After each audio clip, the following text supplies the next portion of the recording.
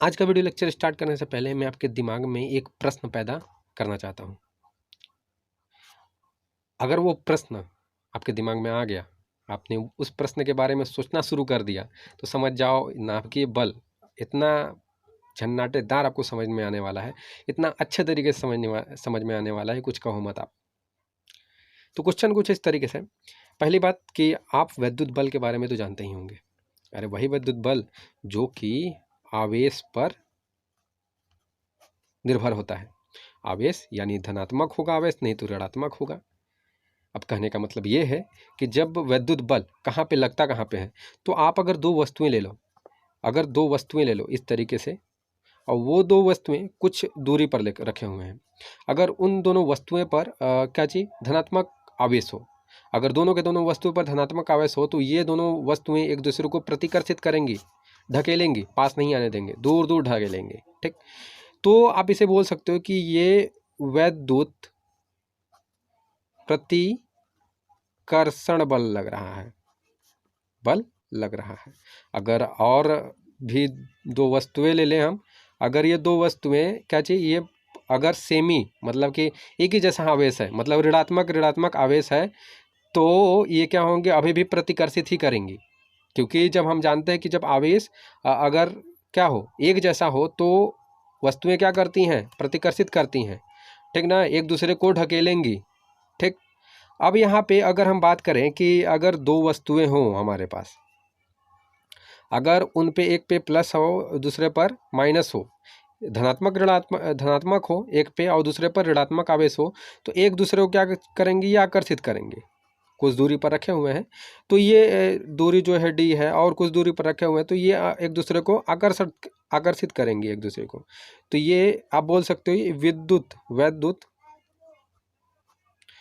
विद्युत आकर्षण बल यहाँ पे लग रहा है।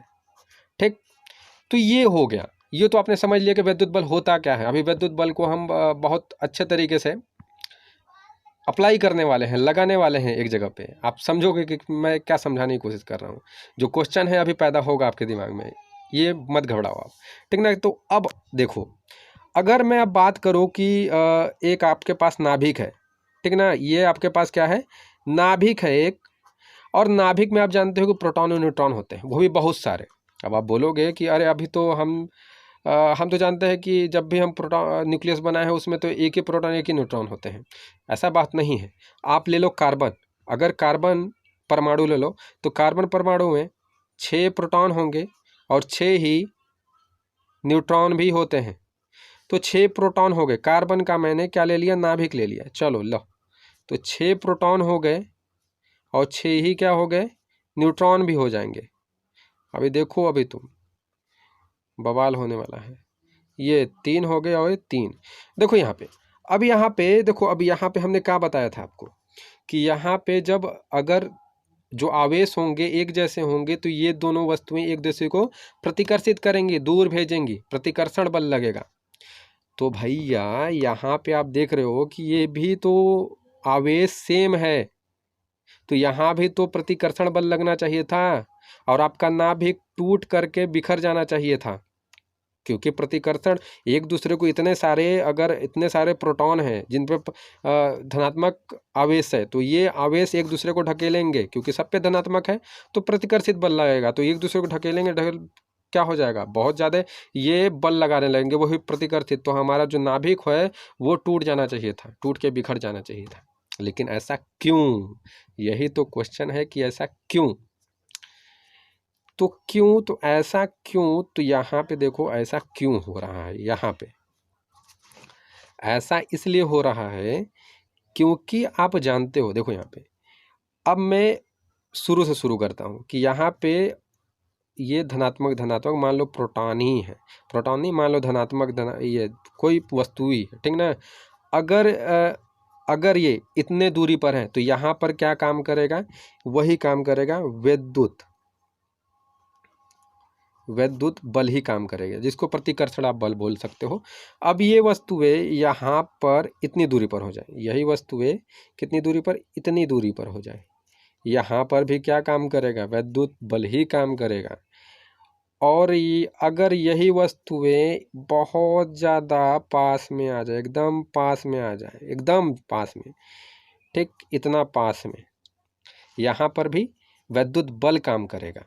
ठीक, विद्युत बल काम करेगा। यहाँ पर भी विद्युत बल ही काम कर रहा है, यहाँ पर भी विद्युत बल काम कर रहा है। अरे सर आप बताना क्या चाहते हो? देखो भैया, मैं ये बताना चाह रहा हूँ कि अगर ये इतने दूरी पर है तब भी विद्युत बल काम कर रहा है, इतना दूरी पर तब भी विद्युत बल, यहाँ पर तब भी।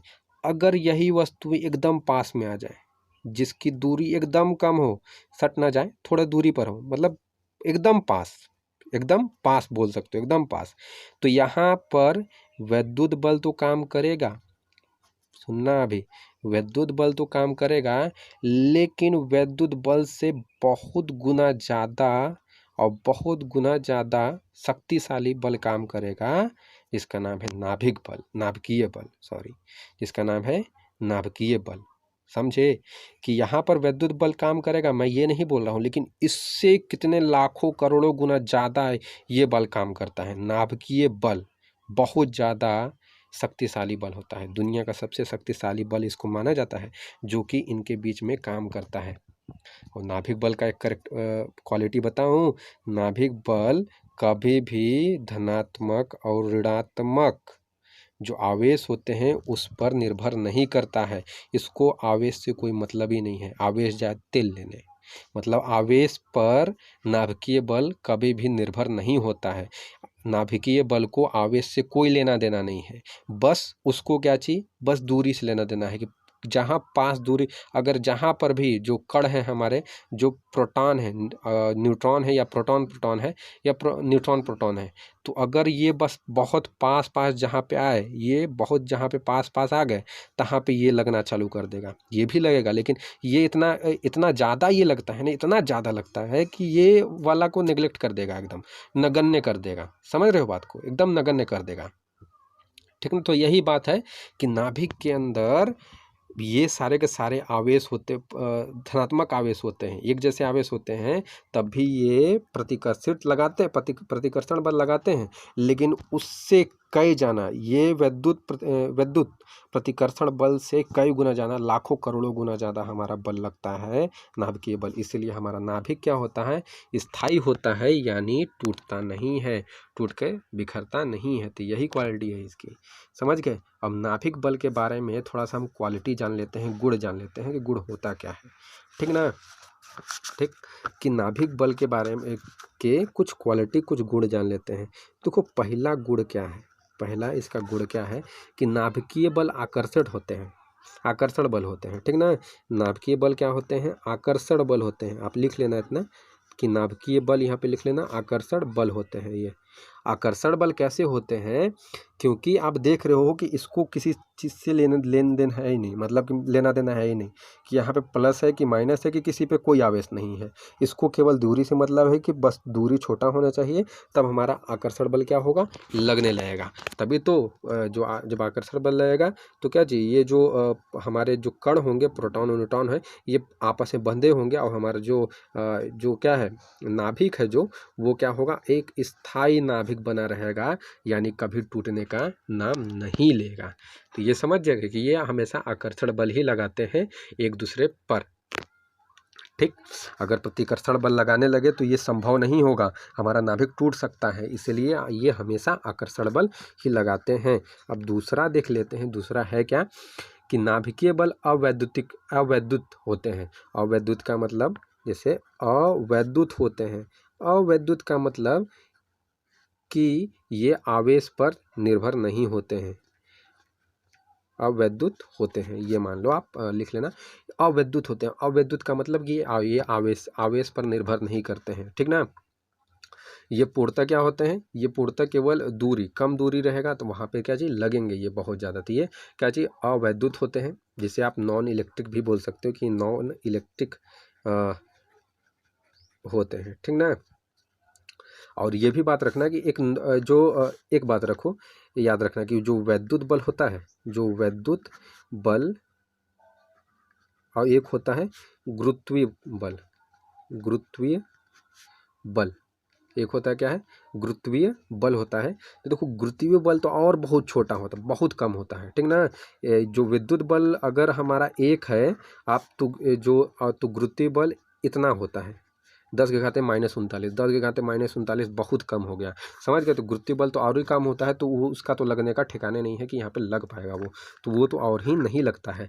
अब तीसरा अगर हम देखें कि तीसरा मतलब कि नाभिकीय बल क्या चाहिए, अगुरुत्वीय बल होता है। तीसरा आप यही लिख सकते हो एग्जाम में कि जो नाभिकीय बल होता है अगुरुत्वीय बल होता है, क्योंकि ये तो खुद मतलब कि अब देख सकते हो गुरुत्वीय बल होता है। अब देख रहे हो कि वैद्युत बल क्या चाहिए कम पड़ जा रहा है, उससे कितने लाखों करोड़ों गुना ज़्यादा तो हमारा नाभिक बल लग रहा है। तो यहाँ पर जब वैद्युत बल लगने का वही संभव ही नहीं है, तो ये गुरुत्वीय बल तो उससे बहुत ज़्यादा छोटा। आप देख रहे हो 10⁻⁻39 है और यहाँ पर एक है, तो 10⁻⁻39 देख समझ रहे हो कितना माइनस में चला गया।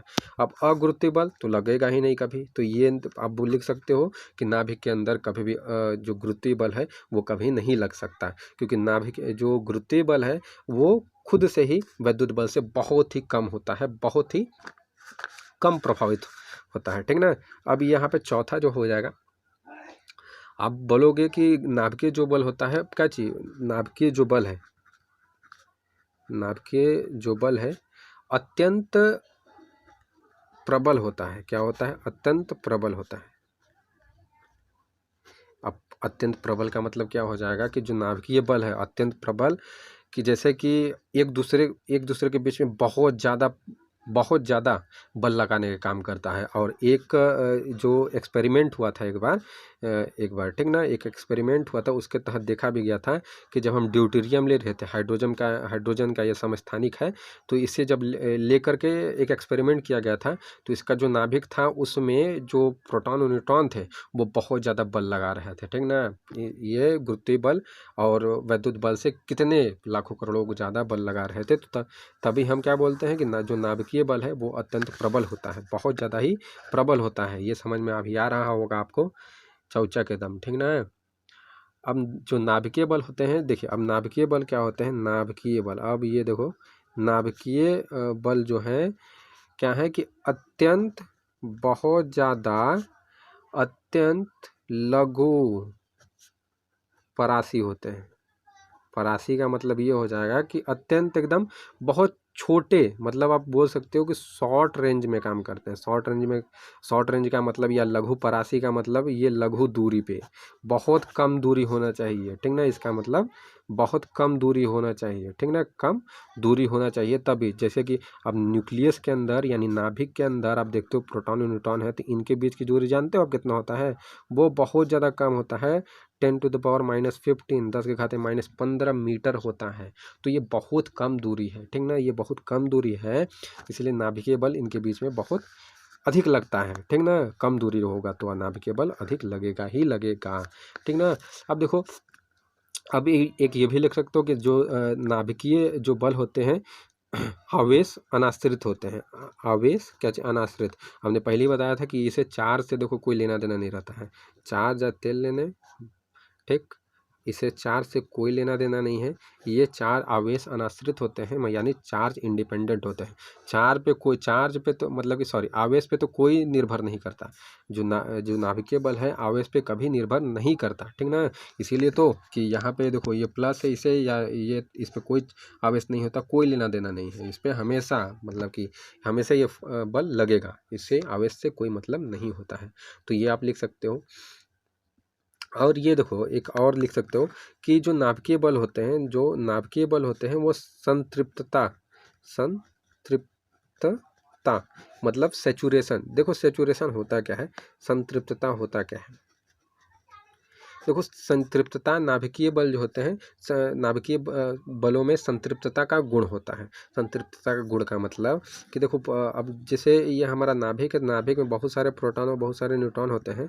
तो देखो अगर ये प्रोटॉन है, अगर ये प्रोटॉन कण है हमारा, तो अगर ये हमेशा अपने पास वाले कण से ही क्रिया करेगा, ठीक ना, दूर वाले कण से नहीं। तो संतृप्तता का मतलब ये कि हमेशा जो कण होंगे वो क्या चाहिए, अपने पास वाले कण से ही क्रिया करेंगे, कभी दूर वाले कण से नहीं कर सकते। अब नाभिक का स्थायित्व के बारे में बात करें कि नाभिक का जो स्थायित्व मतलब स्थिरता, कि नाभिक टूटता नहीं है, ठीक ना। उस पर क्या कहना चाहेंगे, ठीक ना। तो उस पर स्थायित्व, स्थायित्व। तो देखो नाभिक स्थिर यानी स्टेबल आप बोल सकते हो, स्थायित्व बोल सकते हो कि नाभिक अगर आपके पास हल्का कोई तत्व है, जैसे हाइड्रोजन ले लो, हीलियम ले लो, अगर आपके पास हल्का कोई तत्व है तो वो ज़्यादा स्टेबल होता है, ठीक ना, वो ज़्यादा स्टेबल होता है। उसमें नाभिकीय बल भी बहुत ज़्यादा लगता है। जितने भी आपके तत्व हैं पीरियोडिक टेबल में, उसमें अगर जो भी हल्के तत्व होंगे तो उसमें नाभिकीय बल बहुत ज़्यादा लगेगा, ठीक। और अगर जो भारी तत्व हैं वो उसमें जो मतलब कि जो नाभिकीय बल लगेगा उसमें थोड़ा इनके तुलना में थोड़ा कम लगता है। ऐसा क्यों होता है? क्योंकि देखो हल्के नाभिक होंगे ना, तो हल्के नाभिक होंगे तो उसमें क्या चीज़, प्रोटॉन और न्यूट्रॉन कम होंगे, तो आसानी से, और ये पास पास में होंगे तो आसानी से क्या चीज़, ये नाभिकीय बल आराम से लगता है, ठीक ना। अगर आपके पास प्रोटॉन और न्यूट्रॉन अगर कम है तो आसानी से ये क्या लग सकता है। अगर वही आपके पास जो नाभिक है उसमें प्रोटॉन और न्यूट्रॉन बहुत सारे हैं, ठीक ना। तो देखो अगर ये तो दोनों तो पास पास हैं तो इसमें तो नाभिकीय बल लगेगा, लेकिन ये तो थोड़ा दूर हो जाएगा ना, तो दूर हो जाएगा तो हमने क्या बोला कि विद्युत बल भी लगता है, ठीक ना।